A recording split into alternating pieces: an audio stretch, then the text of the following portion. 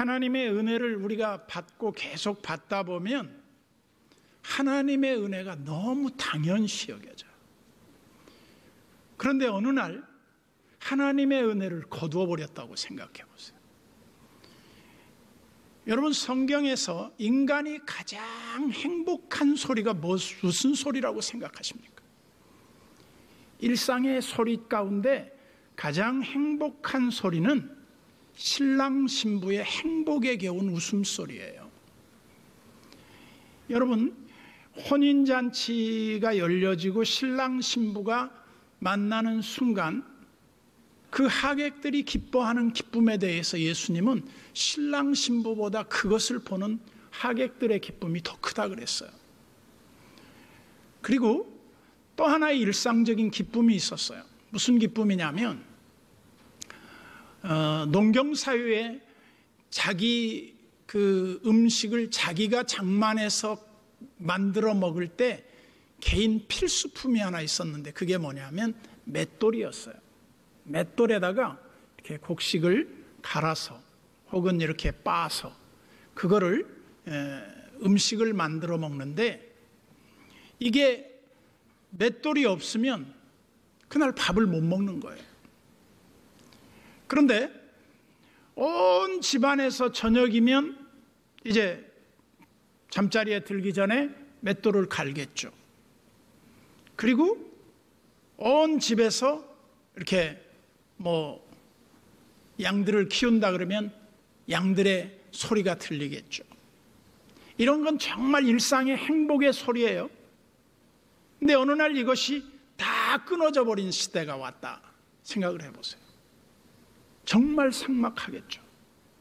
근데 그런 시대가 실제로 왔어요. 그게 어느 시대냐면 예레미야 시대 때에 있었던 일이에요. 만군의 여호와 이스라엘의 하나님께서 이와 같이 말씀하시니라. 보라, 기뻐하는 소리와 즐거워하는 소리와 신랑의 소리와 신부의 소리를 내가 내 목전 내 시대의 이곳에서 끊어지게 하리라. 이게 예레미야 예언의 핵심이에요. 왜 그렇습니까? 전쟁과 칼과 전염병과 포로로 끌려가는 이스라엘 백성들의 최후가 다가오고 있기 때문에 이 예언을 했어요. 그리고 25장 10절에 보면 예레미야가 이렇게 예언을 해요. 내가 그들 중에서 기뻐하는 소리와 즐거워하는 소리와 신랑의 소리와 신부의 소리와 맷돌 소리와 등불빛이 끊어지게 하리니. 이게 일상의 소리예요. 신랑 신부 소리, 또 맷돌 소리, 등불빛이 꺼져버린 이거. 저녁이 되면 우리 시골에 살았던 분들은 그 풍경이 기억날 거예요. 저녁 때쯤 되면 집집마다 연기에 그 집에서 연통에 연기가 올라와요. 밥을 짓는다 이 말이죠. 근데 밥 짓는 집이 하나도 없어요. 저녁이 되면 그 호롱불을 밝혀놓고 불이 켜져야 되는데 아무 집에 사람이 없어요. 불이 안 켜져요. 맷돌 가는 소리가 들려야 되는데 사람이 없는 거예요. 이걸 우리는 어떻게 받아들여야 되겠습니까? 이것은 하나님의 재앙이에요. 엄청난 하나님의 징계의 재앙이었다 이 말이죠. 그런데 왜 그 재앙이 왔느냐? 원인을 찾아보면 예레미야는 이렇게 예언을 해요. 네가 예루살렘 거리를 다 돌아다녀 봐라. 그 중에 한 사람이라도 의를 행하는 사람이 있으면 내가 이 성을 용서하겠다 그래요. 근데 돌아보니까 한 명도 없는 거예요. 우리 시대, 우리 성도들 중에 한 사람이라도 하나님의 의의 기준에 맞는 사람이 있다면 하나님이 이 땅에 내린 모든 재앙을 거두겠다. 다 조사를 해보니까 한 명도 없어. 마치 소돔과 고모라가 10사람의 의인이 없어서 멸망을 당했듯이 말이죠. 여러분, 맷돌 소리 말이죠. 저도 어렸을 때 맷돌을 갈아봤어요. 두부를 만들어 먹을 때도 맷돌을 갈고, 그리고 우리가 그 시골에서 옛날 그 찰보리밥, 그거를 보리를 그냥 밥을 해 먹을 수는 없잖아요. 그래서 겉을 이렇게 딱 물을 부어가면서 갈았다고요. 하얗게 쌀밥처럼 이렇게 갈았어요. 그래서 그걸 밥을 얹어서 이렇게 먹는데 그게 하얗게 될 때까지 그걸 갈았어요. 지금이야 다 방앗간에 갖다 주면, 혹은 뭐 빠은 거 다 구입할 수 있으니까 문화 자체가 바뀌었어요. 그런데 이 성경이 쓰여질 때만 해도 농경 문화의 그 각 가정의 개별적인 이 맷돌을 갈고 절구통에 빻아서 그렇게 음식을 해 먹던 때, 내가 삶이 곤궁해지고 어려워지면 내가 다른 사람에게 무엇을 빌리기 위해서 전당포에 전당 잡힐 물건이 필요했어요. 근데 그 전당 잡힐 물건 두 가지가 뭐였냐면, 이 사람들이 입고 다니는 옷이었어요. 옷. 이스라엘 사람들의 복장은 어땠냐? 그냥 이렇게 긴 천 그 천을 그냥 목이 나올 정도로, 머리만 나올 정도로 둥그렇게 파는 거죠. 그래가지고 그걸 띠만 두르면 그게 외출복이에요. 근데 집에 가서 그거를 벗어서 깔고 덮으면 그게 이부자리예요. 근데 내가 어려워서 부유한 집에 가서 곡식을 좀 빌리려고 하면 그 집에다 전당을 잡혀야 돼요. 값 나가는 것 중에 제 1번이 뭐냐? 맷돌 윗짝을 하나 맡기는 거예요. 그리고 빌려오는 거예요. 또 내가 입고 있는 그 옷을 거기다 맡겨놓고 속옷만 입고 이제 어려움을 모면하기 위해서 빌린 거죠. 근데 저녁이 됐어요. 아무리 봐도 갚을 길이 없어. 옷을 찾아올 수도 없어. 그러면 이제 그 사람이 최종적으로 잠자리에 들어야 되는데 밥도 못 먹죠. 이제 옷도 찾아와야 되는데 찾아올 길도 없죠. 맷돌도 없고 옷도 없으면 어떻게 되겠어요? 저녁도 못 먹고 덮을 것도 없이 잠자리에 들면서 너무 춥고 너무 힘든 시간에 그들이 어디를 찾아갑니까? 낮에 햇볕에 따뜻하게 데워진 돌을 이렇게 붙들고 자요. 그런 모습을 하나님이 보셨다 이 말이에요. 그때 하나님이 부자들에게 이런 말을 해요. 너희가 맷돌을 전당 잡았는데 저녁까지 빌려준 사람이 오지 않으면 돌려주어라. 빚 못 갚아도 돌려주어라. 너희가 겉옷을 전당 잡았는데 그 사람이 갚지 못하면 해지기 전에 돌려줘라. 만약에 너희들이 안 돌려주면 내가 너희 집에 복을 내리지 않겠다. 우리가 이 산업화 사회가 되면, 더욱이 오늘날 이 4차 산업시대의 혁명이 일어나고 나서 이 부의 불균형이 심각해져요.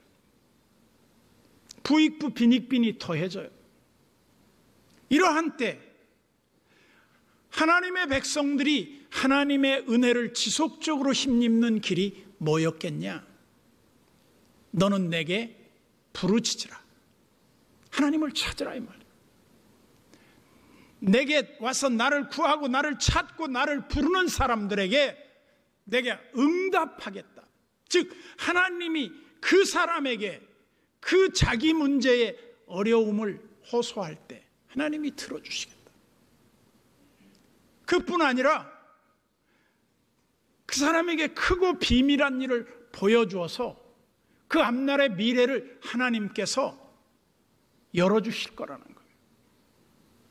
이것이 하나님의 약속이에요. 우리가 현재 살고 있는 이 현실 속에서 많은 사람들이 어려우면 사람들을 쫓아다녀요.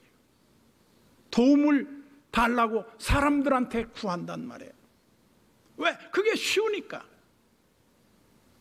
근데 정말로 중요한 건 뭐냐? 하나님을 찾는 거예요. 오늘 이제 이 설교 후에 부를 찬송이 내 모든 시험 무거운 지물이에요. 우리 인생을 살다 보면 인생이 무거운 짐을 지고 가다가 너무 지쳐, 힘들어, 감당할 수가 없어. 그러면 어떻게 해요? 내 모든 시험, 무거운 짐을 견디다 못해 쓰러질 때 불쌍히 여겨 날 구해주리 오직 주 예수뿐이다 이 말이에요. 그런데 이 찬송에 얽힌 이야기를 보니까 이런 이야기가 있더군요. 어떤 성공한 한 사람이 자기의 간증의 시간에 나와서 당신은 어떻게 성공을 했습니까? 그리고 어려움을 겪을 때는 없으셨습니까? 그랬더니 이분이 이런 말을 했어요. 내가 어렵게 살 때 우리 옆집에는 늘 피아노를 치며 노래를 부르는 한 성도님이 있었다. 늘 그 집에 아름다운 피아노 소리와 찬송 소리가 내 귀에 익숙했었다. 그런데 어느 날부턴가 그 집에서 노래가 바뀌었다. 그 집에서 흘러나오는 노래는 다름 아닌 내 모든 시험 무거운 지물이었다. 그래서 나중에 그 옆집의 집사님께 물었다. 집사님, 왜 찬송가를 내 모든 시험 무거운 짐을 그렇게 부르십니까? 예, 저에게 지금 저희 집에 어려움이 닥쳤어요. 그래서 제 힘으로 견딜 수가 없어서 이 찬송을 부르면서 그 어려움을 극복하고 있어요. 이 말에 이 성공한 어른이 떠올리는 거예요. 그렇다. 내 인생이 힘들고 어려울 때는 내 짐을 져주시고 내 인생의 이 버거운 짐을 주님 앞에 가서 내려놓는 길밖에 없겠구나. 그러면서 그때부터 이분이 어려운 일만 닥치면 이 337장 찬송을 부르기 시작했다는 거예요. 그래서 그 어려움을 극복할 수 있었다는 거예요. 오늘 우리가 살아가는 현실 속에서 우리의 인생의 짐이 버거울 때가 있어요. 우리가 종종 이런 생각을 해봐야 돼요. 내 인생이 힘들고 버거울 때 우리가 할 수 있는 일이 뭐지? 하나님을 찾는 거예요. 하나님께 나오는 거예요. 그리고 하나님을 부르는 거예요. 하나님이여, 나의 하나님이여, 나를 불쌍히 여기시고 긍휼히 여겨 주십시오. 우리가 하나님의 속성을 말할 때 하나님은 잠깐 노하시나 영원히 은혜와 긍휼을 베푸시는 선하신 우리 아버지시다. 이 말을 다 알아요. 그런데도 불구하고 우리가 어려울 때 하나님을 찾지 않는 사람이 너무 많은 거예요. 왜 너희는 나를 부르지 않으며 왜 내게 나오지 않으며 내게 구하지 않는가? 성경은 약속해요. 구하라 주실 것이요, 찾으라 찾을 것이요, 문을 두드리는 이에게 열릴 것이다. 우리 신앙생활이 지속적으로 하나님을 두드리는 거예요. 하늘나라를 두드리는 거예요. 그리고 찾는 거예요. 하나님이 숨겨놓은 보물을 찾듯이 말이죠. 찾아 나서야 돼요. 그래도 안 보이면 하나님 앞에 두드려야 돼요.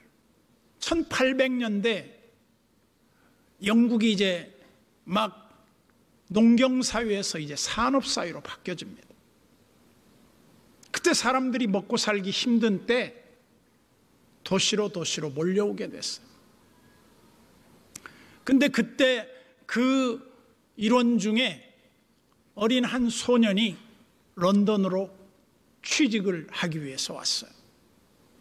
학교도 제대로 못 다닌 이 가난한 집 소년이 먹고 살기 위해서 전당포에 취직을 해요.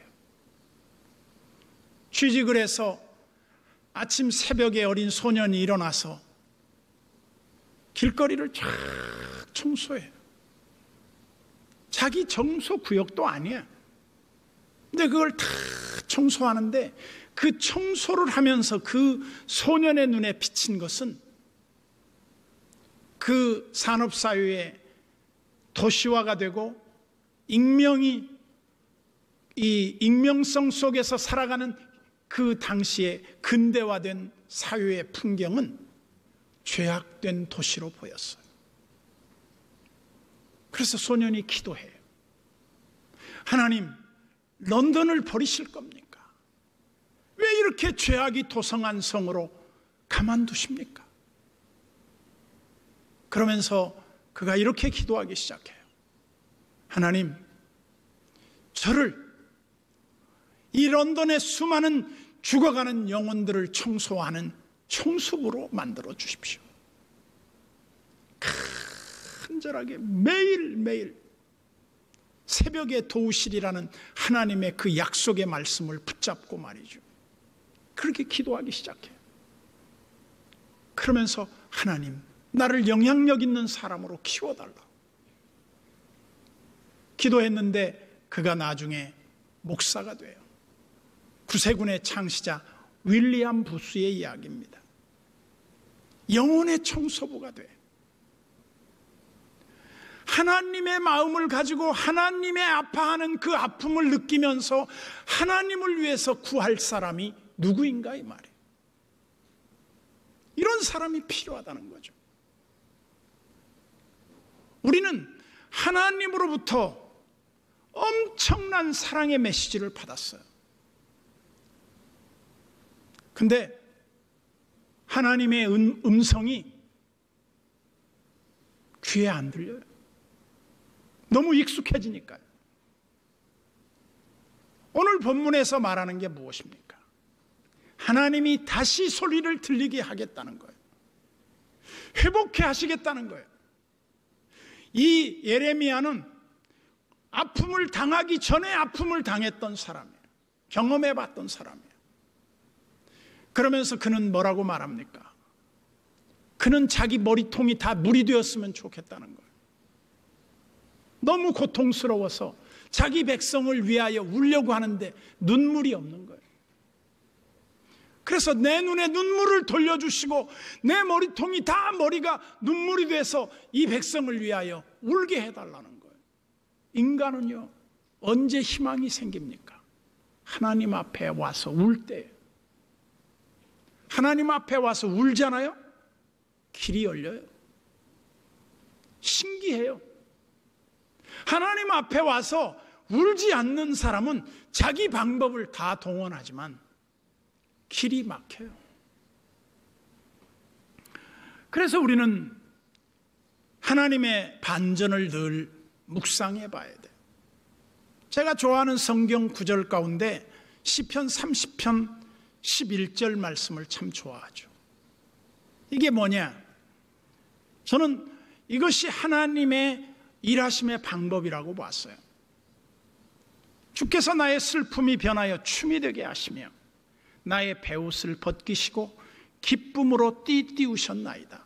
이와 유사한 구절 가운데 하나는 저녁에는 울음이 기숙할지라도 아침에는 기쁨이 오리로다. 저는 그 말씀을요 실제로 체험해 봤어요. 내가 저녁 잠자리에 들 때 두렵고 떨리는 마음으로 이 일을 어떡하냐, 큰일 났다, 하나님 어떡하죠, 이거 큰일 났습니다. 하나님 말씀하셨죠. 저녁에는 울음이 기숙할지라도 아침에는 기쁨을 보내주시겠다고. 난 하나님 눈물로 잠이 듭니다. 그러나 내가 내일 아침 눈을 뜰 때에는 하나님 기쁨의 역사를 발견하게 해 주십시오. 다음 날이 왔어요. 완전히 반전이 일어났어요. 여러분 시편 30편 11절에서도 대립되는 구절이 나와요. 단어가 대립돼요. 그게 뭐죠? 첫째는 슬픔과 춤이에요. 하나님은 우리가 슬퍼할 때 그 슬픔이 인간으로서는 바꿀 방법이 없어요. 그런데 하나님은 우리를 춤추게 해요. 이게 하나님의 역사예요. 그리고 그 다음 절에 보시면 나의 베옷을 벗기고 기쁨으로 띠띠우셨나이다. 이 구절이 뭡니까? 베옷, 즉 상복을 말해요. 슬픔의 옷을 말해요. 내가 지금 상중에 옷을 상복을 입고 있는데, 눈물 짓고 있는데 하나님이 우리를 찾아오셔서 그 상복을 벗겼어요. 그리고 웨딩드레스를 입혀줬어요. 그리고 연미복을 입혀줬어요. 왜? 춤추게 하시려고, 노래하게 하시려고. 이게 하나님의 역사요. 이게 하나님의 반전에 기가 막힌 하나님의 그 신비의 역사예요. 오늘 예레미야가 그것을 자기 백성들에게 예언하는 겁니다. 여러분, 먼 훗날 하나님은 하나님의 약속의 때 반드시 신랑의 소리, 신부의 소리, 맷돌 소리, 그리고 각 가정마다 호롱불이 켜지고 하나님이 각 사람에게 주시는 기적의 실증적인 역사들이 일어날 것입니다. 그 말을 예언한 거예요. 그때가 언제입니까?